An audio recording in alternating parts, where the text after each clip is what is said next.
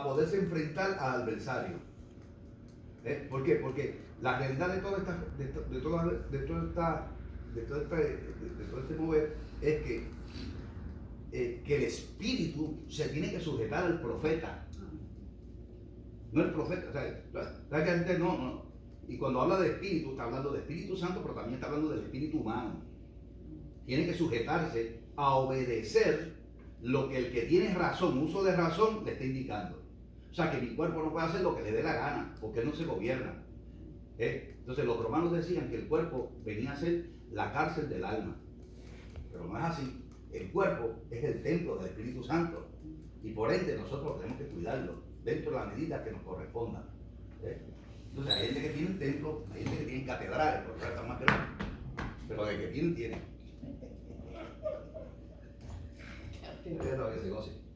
Entonces, vamos a estar ahorita tocando un tema que hemos compartido en diferentes ocasiones, pero me llama tanto la atención porque es algo que es como si fuera el pan nuestro de cada día. No estamos ausentes a él.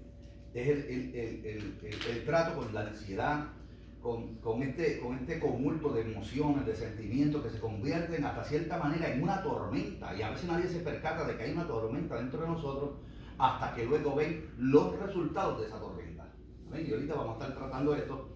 Entonces, quise que mi hermano Juan me ayudara con la lectura del capítulo número 42 del libro de los Salmos, puesto que ahí observamos la condición de un hombre que anhela fervientemente querer reencontrarse con la fuente que le produce vida, vigor, energía, que por causa de las circunstancias del camino no ha podido llegar hasta ese lugar. Y esto es algo que vale la pena tomarlo en consideración como un ejemplo a entender la realidad que está viviendo. David comienza, o el salmista comienza de alguna manera a hacer una cierta alegoría, o sea, a presentar las circunstancias de una manera para que tengamos una idea clara. Dice: como el ciervo brama por las corrientes de las aguas, así clama por ti, oh Dios, el alma mía. Estamos hablando de un ciervo que carga en su cabeza lo que para él le representa dignidad, orgullo y todo lo demás. Pero eso que está ahí, hay etapas en el camino de la vida que es lo que te impide llegar al lugar donde está lo que te va a salvar la vida.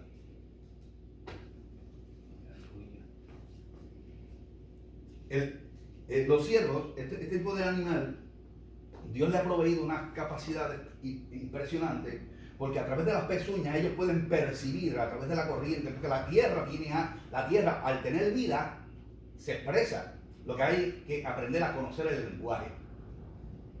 Entonces, ¿qué pasa?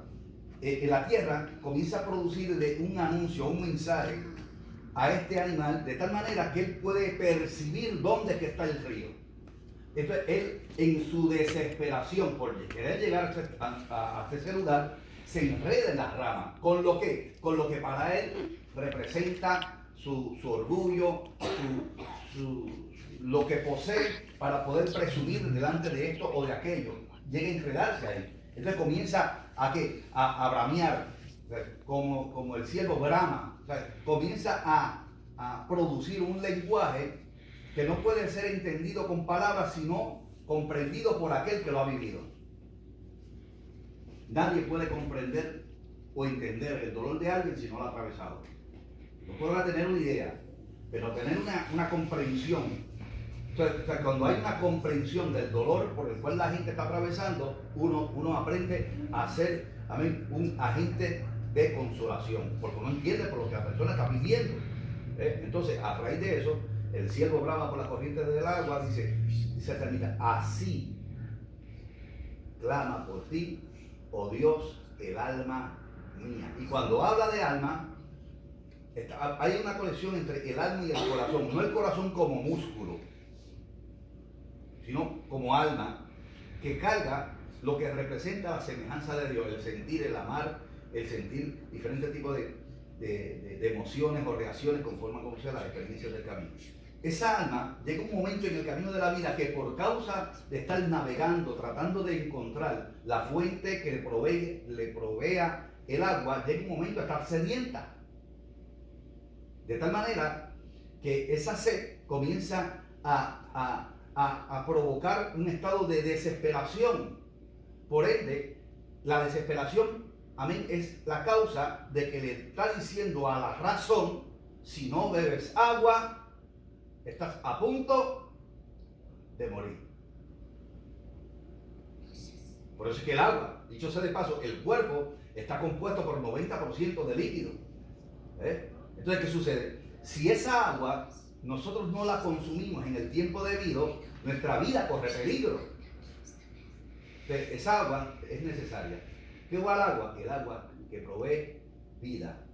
Por eso Jesús le habló a la samaritana y dijo, si tú bebieres de esta agua, nunca más volverás a tener sed. Me parece decir que Jesús le está diciendo a la samaritana, mujer, si tú bebieras de esta agua, tu alma nunca volvería a tener sed. Entonces, de todo esto, es algo que este salmo generalmente me impacta. Entonces vemos ahora el salmista, yo voy a hablar de otra cosa, pero es que estoy concentrado en esto. Mire cómo el salmista le dice, una de las herramientas más útiles que puede tener la iglesia es hablarle a su propia alma. El salmista lo hacía, parecía de loco, pero estratégicamente le estaba dando a su alma que está sedienta agua. Porque la palabra es agua, la palabra es vida. Y cuando la palabra, que es vida, dice la Biblia, que la vida y la muerte tienen el poder de la lengua. Y el que la ama comerá de su fruto. O sea, mi alma a veces tiene sed y yo soy el responsable de darle agua. Yo le tengo que dar agua a mi alma. ¿Cómo? Decirle, como decía el salmista, ¿por qué te abates, alma mía? ¿Por qué te turbas dentro de mí? Alma mía, espera en Dios, porque aún he de alabarle, salvación mía y Dios mío. O sea, cuando el salmista le comienza a darle darle el alma, es como cuando alguien está teniendo un problema. Alguien está teniendo un problema, pero a causa del dolor, la vista ha perdido la visión por causa del quebranto, el dolor. Ya no tiene la misma energía de poder ver. Entonces, ¿qué pasa? Una de las cosas que produce el desgaste es pérdida de visión, es pérdida de energía. A veces uno todo lo ve en espejismo. Pero cuando viene alguien que usted sabe que de alguna manera le quiere contribuir o en ayudar, y le dice, tranquilo que ahí viene el tuyo, tranquilo que ahí viene el nuestro. ¿Y viene con qué? Con el recipiente para darte el agua que tú necesitas. Cuando oímos esa palabra, la palabra comienza a reactivar la fe. Entonces, cuando activa la fe, nuestra esperanza comienza a florecer. Porque estamos esperando en aquel que ha prometido que no nos desamparará. Entonces, cuando esa palabra, empezamos a resistir. Entonces, en estos asuntos de lo que es la vida cristiana, de la única manera que el adversario y la circunstancia es resistiendo. Entonces, ¿qué dice la Biblia, Santiago? Dice, resistir al diablo, ¿y qué hará? Y de vosotros oirá. Ahora, pero en ese periodo de resistencia, uno descansa en el Señor. Porque uno sabe que todo tiempo o toda temporada tiene una fecha de expiración. Ya comenzó. ¿Qué comenzó ya? Ya comenzó la primavera. No cuando salió el coso ese que salió, cuando salió el coso ese fue cuando más frío hizo. La cosa esa, ¿cómo es que le dicen eso? La manota esa cosa. Y ayer casi nevó. Ayer casi nevó. No, antier. Antier, ¿verdad? Que casi nevó. Antier. Sí. O sea que uno no se puede ni dejar llevar por los tiempos que los hombres determinan, sino por lo que Dios establece. Así que oremos a Dios para que Dios nos continúe ayudando. Entonces, me gustaría compartir con ustedes ahora un estudio de la palabra del Señor. El mismo se encuentra en el capítulo número 77 del libro de los Salmos. Capítulo número 77 del libro de los Salmos. Y vamos a tocar este tema porque para mí este tema realmente es sumamente importante. Porque aunque usted no lo crea, yo he tenido que atravesar como persona diferentes tipos de episodios en la vida que me han hecho sentir que estoy dentro de una cueva donde no encuentro ni una ventana donde pueda encontrar entre una luz. Y esto es algo difícil, porque esto es la causa, o esto viene a causa, dentro de lo que es el carácter ministerial, de los desgastes que tenemos como seres humanos, porque todos sufrimos desgaste. Y cuando una herramienta es utilizada con una constante frecuencia, lo natural es que esa herramienta se desgasta, no importa cuál sea. Así también son nuestras emociones, así también en nuestro estado de salud, así también en nuestro ánimo. Por ende, nosotros tenemos que ser prudentes y de alguna manera tener esos espacios donde son íntimos contigo y con Dios, porque en Dios hay descanso. Y esos periodos de tiempo de descanso no tienen que ser en muchas ocasiones prolongados, porque a veces tú puedes descansar en el Señor en un espacio de tiempo, en un cierto lugar, y recibir en ese momento la fuerza que no vas a recibir en muchas ocasiones estando 24/7 acostado en una cama. No sé si me expliqué. ¿Por qué? A veces uno dice, estoy cansado, entonces me voy a acostar, y es cuando más cansado me levanto. Y les voy a explicar por qué. ¿Por qué? Porque su mente, que es el campo de controles, ahí es donde se desata todo, su mente nunca descansa. Su mente es una maquinaria que está trabajando 24/7. 24/7. 24/7. Esa maquinaria, conforme a como sea, los pensamientos que esté generando es el anuncio que le va a dar a su sistema, a su cuerpo. O sea, por eso es que la Biblia dice que tal es el pensamiento del hombre, así mismo es. Yo quisiera hasta pensar, o trato de pensar, que el vago siempre está cansado porque siempre está pensando en trabajo. Como siempre está pensando en trabajo, pues siempre está cansado, aunque no trabaje. O sea, porque tanto piensa en trabajo que su cuerpo le dice, ya estoy cansado. Yo trato de pensar eso. Pues sí, entonces, pues si tú no lo sabías, la mente es una maquinaria que no descansa. Y otra cosa, le voy a dar un tipo que relaciona a la mente. El último pensamiento, la última imagen que usted se lleve a su almohada es la que va a estar navegando en todo ese periodo de sueño. Por eso la Biblia dice, en paz me acostaré y asimismo dormiré, porque solamente tú me haces sentir confiado. ¿Qué les recomendaría yo? Si no puede tener la capacidad de darle una lectura, trate de mantener un pensamiento concentrado en la Biblia que tenga que ver con lo que usted sabe que está viviendo. ¿Me expliqué?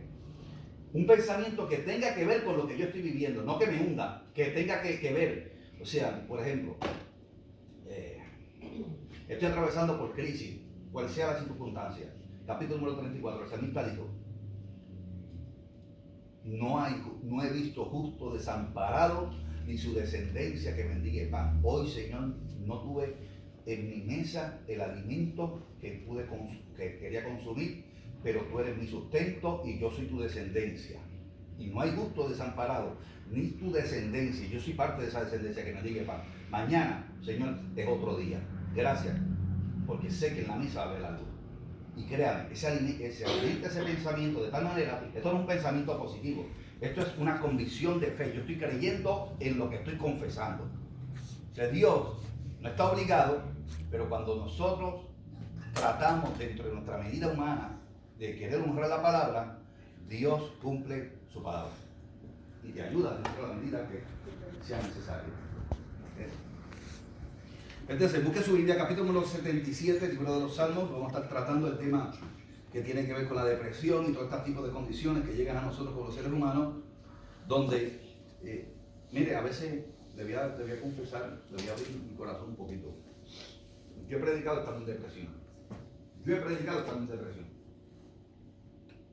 Así como usted la oye. Estando atravesando por una crisis emocional, que he estado siendo golpeado por los diferentes tipos de circunstancias en el camino, he tenido que ministrar, me he tenido que olvidar de mí para ministrar una palabra. Y lo que me ha dado el vigor, la fortaleza o la sabiduría, y Dios me ha dado gracia en la boca, es que le abro mi corazón al Señor y le digo, Señor, aquí hay un pueblo que necesita escuchar tu voz, no escuchar mi dolor. Necesita oír tu voz. Y este pueblo está aquí.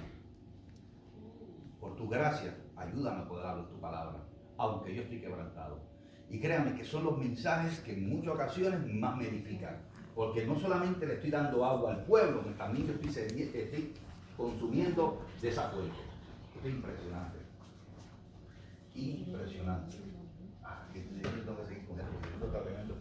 ¿Cuándo brotó agua en el cuerpo de Jesús? Aleluya. Cristo estaba en la cruz. Cuando de adentro de él brotó agua, cuando le pasaron la lanza, ¿qué brotó? Agua mezclada. O sea que cuando te hieren, Él sale. A veces las heridas en muchas ocasiones provocan que Dios intervenga con el objetivo de comenzar a producir la salud que necesitamos. Dios es bueno. Capítulo número 77, libro de los Salmos. Ahora sí empezamos. ¿Quién me ayuda, por favor? Me gustaría que alguien me ayudara con la lectura un poquito del verso número 1 al verso número 3. Del verso número 1 al verso número 3, lea con calma, pausado, no se me preocupe. Si esto no se termina hoy, lo terminamos otro día, pero ¿ah? Con mi voz clamaré a Dios, y a Dios clamaré, y Él me escuchará. Al Señor buscaré en el día de mi angustia, y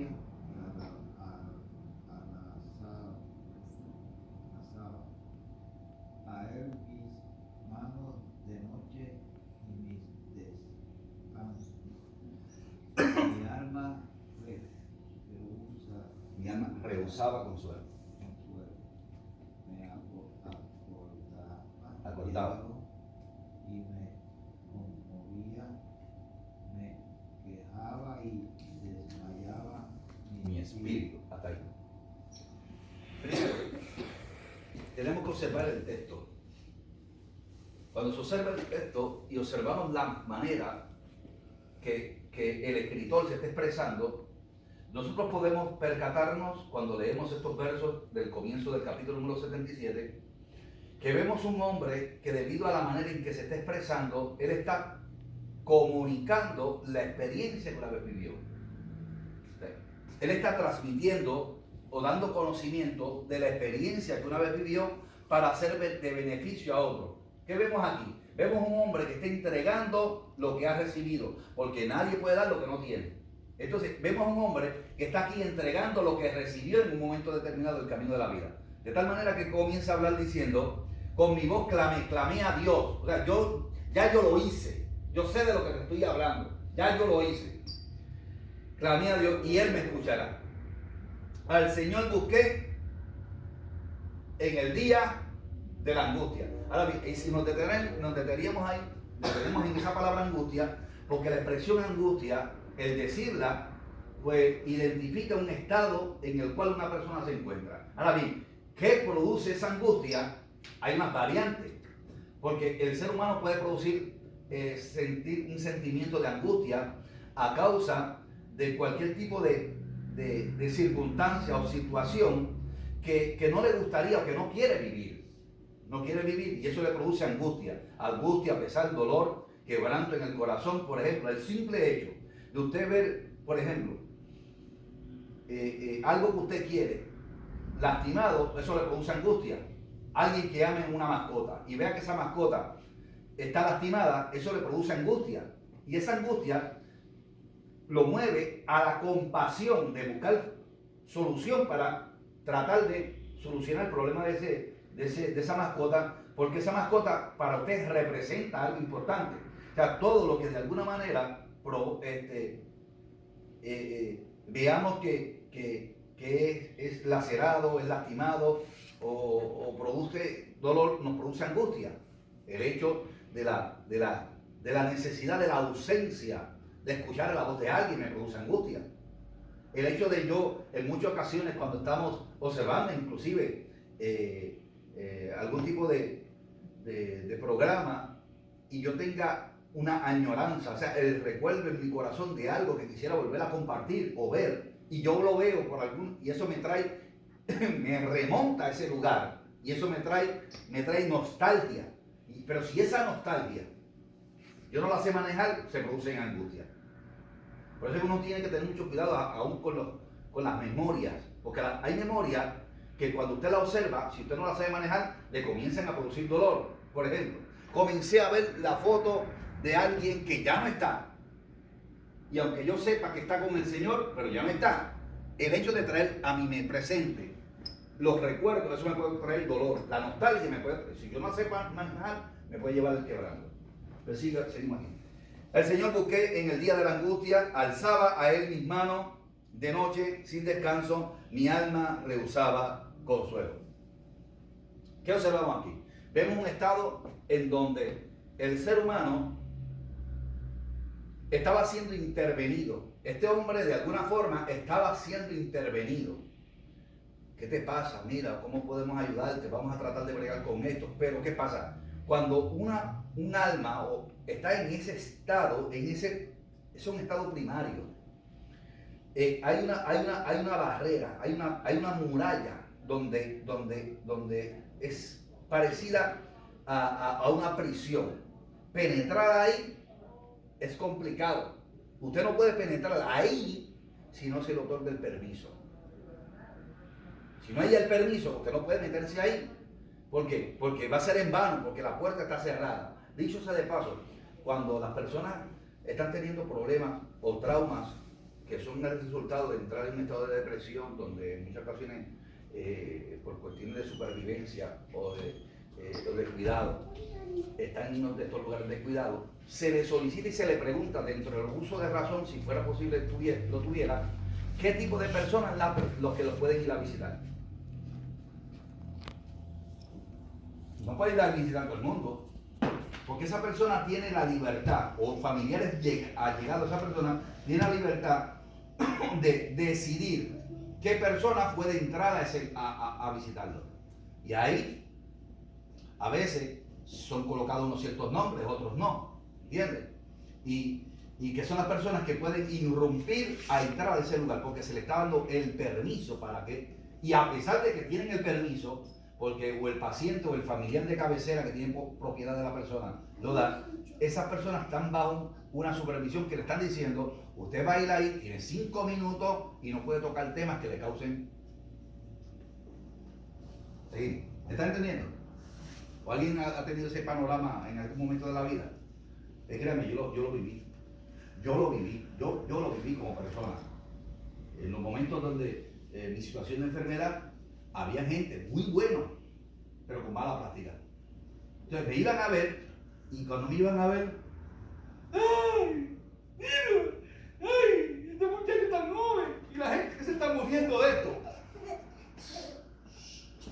Y después que me decían que la gente está muriendo de eso, querían orar por mí. Esto está más repartido. Entonces, me estaban haciendo daño, queriéndome hacer un bien, me estaban haciendo daño, porque empezaban a llorarme encima y a traer una información que no me estaba ayudando. La gente se está muriendo de esto, pero la gente se está muriendo de esto, pero Dios tiene la solución. Estoy en un hospital, donde me están cuidando, pero yo no quiero estar en el hospital. Ahí me están atendiendo, me están diciendo, Luis, ¿quieres esto, quieres aquello, qué te gustaría comer, que aquello, que lo otro? Pero yo no quiero estar en ese lugar porque mi alma, me siento preso en ese lugar, aunque es el lugar donde me conviene estar. Entonces ahí, yo le decía a las personas que tenían la autorización desde ¿usted vio a la gente que salió? Los que salió. ¿Vio la bajita? Sí. No me la deje entrar cuando venga. No.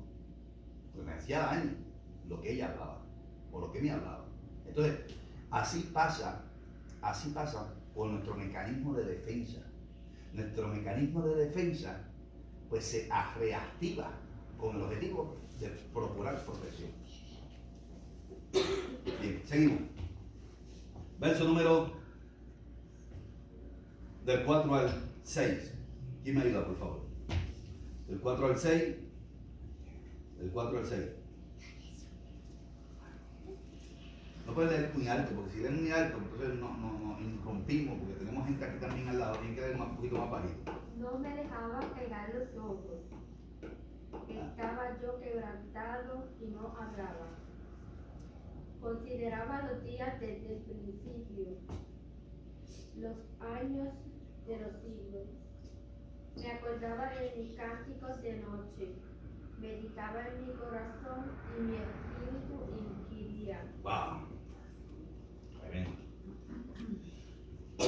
¿Qué observamos aquí? Vemos una persona que está enfrentándose a las consecuencias de un estado de depresión. ¿Por qué? Porque el cúmulo de circunstancias que pueda tener dentro de su mente, las cuales ya ya han pasado por su sistema y han bajado aún a su corazón y han comenzado a controlar sus emociones, le impiden reconciliar el sueño. Y aunque quisiera, le es imposible. Entonces, ¿qué sucede? Mire que no me dejaba pegar los ojos. ¿Qué es eso? Satélite llamando al control. Cuando usted no puede pegar los ojos, ¿qué usted tiene? ¿Ah? Un insomnio tremendo. Insomnio que le impide. ¿Por qué no puede pegar los ojos? Porque hay un conjunto de emociones y sentimientos que están navegando como un barco sin timón. Y en muchas ocasiones se sufre el temor de que algo acontezca de lo que igual yo no tenga propiedad de cómo defenderme. Por eso es que usted no puede pegar los ojos. La preocupación, usted sabe que voy a hacer una ilustración de lo que representa la palabra preocupación. ¿Usted sabe qué es preocupación? Preocupación es yo tomar un problema cuando todavía no ha sido presentado. O sea, yo estoy enfrentando un problema que todavía no ha sido hecho. Yo estoy enfrentándome a algo que todavía no está. Yo me estoy preocupando. O sea, usted está haciendo, antes de que esté el acontecimiento, ya yo estoy. O sea, ¿y qué es lo que hay que hacer para enfrentar? Uno lo que tiene que hacer, medidas de prevención. La prevención no es preocupación. La prevención es, está aconteciendo esto. Pues antes de que esto acontezca, pues yo me voy a preparar. Eso es prevención. Y cuando esto que estaban anunciando llega, ya yo estoy prevenido. O sea, ya yo tengo lo necesario. No tengo que salir corriendo al supermercado a meterme en una tremenda fila porque todo el mundo está en la misma. Porque ya yo compré lo que tenía que comprar. Ya yo estoy prevenido. Entonces, nosotros los seres humanos tenemos un mal hábito. Recuerda que empezamos con asuntos de hábitos y costumbres. Y tenemos un mal hábito de costumbre, que todo lo dejamos y siempre todo lo dejamos para el último. Y hay ocasiones donde laceramos hasta la fe, el Señor, y le estamos echando la culpa hasta el Señor. No va a pasar nada. Entonces no asumimos un acto de responsabilidad consciente ante la realidad que estamos viviendo. Mira cómo está la cosa que está sucediendo ahora del coronavirus y todas estas cosas. Cristianos en muchas ocasiones tentando a Dios cuando Dios no puede ser tentado, metiéndose en lugares sin la debida prevención de cuidado, sin la información, ¿no? Entonces pasan las cosas y sacan de contexto textos bíblicos. Ninguna alma forjada contra mí prosperará, hollarás el serviente. No, mi hermano, usted no puede. Si sabe que hay un acontecimiento, o sea, si el perro está ahí y el perro está ladrando, le están dando un anuncio, no se pase por ahí, no, el Señor será mi ángel, el Señor será mi escudo, y el perro lo muerde, no me quiere decir que es el diablo, fue el perro, y fue usted que se puso en eso. Seguimos.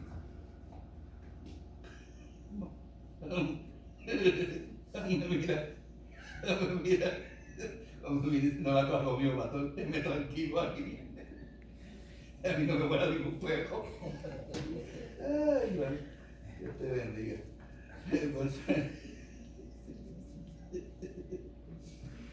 Ay, Dios es bueno. Consideraba los días desde el principio, los años de los siglos. Me acordaba de los cánticos de la noche y meditaba en mi corazón y mi espíritu inquiría. Mire, hay momentos donde de manera saludable usted puede traer la memoria para que esto te ayude a salir de. Pero hay cosas que las traemos a memoria de una manera fuera de ubicación y en vez de ayudarnos nos sumerge más en el quebranto. Entonces, cuando aquí el hombre está trayendo a memoria, lo que está es en un estado de desesperanza. Ya yo nunca voy a volver a vivir esto, ya yo nunca voy a volver a tener esta experiencia. Más sin embargo, no dice así la Biblia. La Biblia dice, capítulo número 43, libro del profeta Isaías: he aquí que yo otra vez abriré camino en el desierto y ríos en la soledad.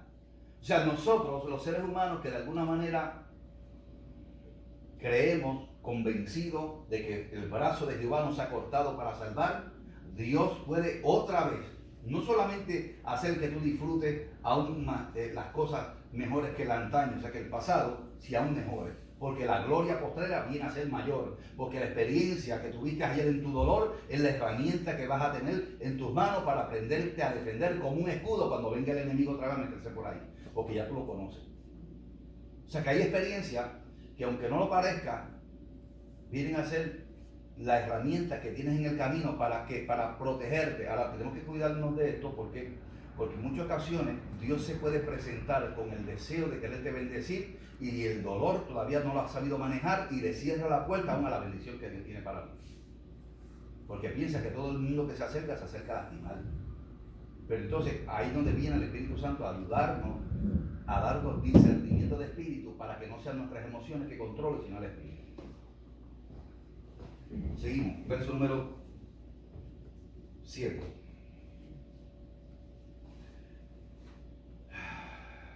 Verso número 7, del 7 al 9.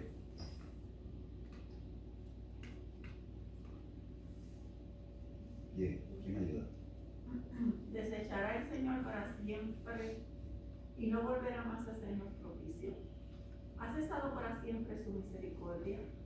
Se ha acabado perpetuamente su promesa. ¿Ya? ¿Ha olvidado Dios el tener misericordia? Ha Hasta el entregado 9, hasta el 9, hasta el 9. piedades. Hasta el 9. Amén. Hasta el 9, ¿viste? Preguntas y preguntas. Ante una constante y continua interrogante, ¿qué observamos ahí? Incertidumbre. La incertidumbre es la bandera del interrogante. Yo voy para allá, ¿y si no está? Voy para allá, ¿y si cerraron la tienda? Y yo voy para aquí. ¿Y si nos quedamos a pie? Y la incertidumbre comienza a levantarse como una bandera porque es alimentada con la preocupación. La preocupación alimenta las incertidumbres. O sea, y cuando usted está trabajando con esto, se levanta la bandera del pesimismo. Y el pesimismo siempre está mirando todo lo opuesto a lo bueno. Todo lo opuesto a lo bueno. Vas para allá. ¿A qué? Y vas para allá. Y si no está. Y vas a hacer esto. Entonces el asunto es que si por causa del camino, circunstancia o poca información recibida, porque mire, es tan fácil. En muchas ocasiones cuando uno quiera llegar a algún lugar, utilizar los recursos que en muchas ocasiones tenemos a la mano y a veces no lo usamos. Queremos llegar con certeza al lugar donde nos corresponde llegar, tratar de hacer el principio de lo básico. El principio de lo básico es procurar comunicación. Pero entonces no nos comunicamos para si al lugar de mi destino yo tengo que llegar, estar la